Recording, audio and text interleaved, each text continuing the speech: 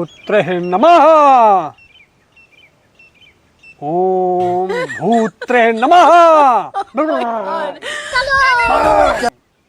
बाबा हाँ बच्चा, बहुत बड़ी संकट यह है बाबा। कौन सी संकट है भैया?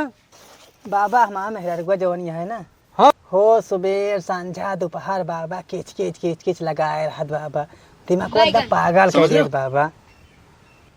इतनी छोटी सी बात लेके तू बाबा के शरण का करे आ गया?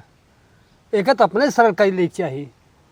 अरे बाबा कौनो उपाय होत बता दे बाबा। उपाय हाँ है, बताओ बाबा।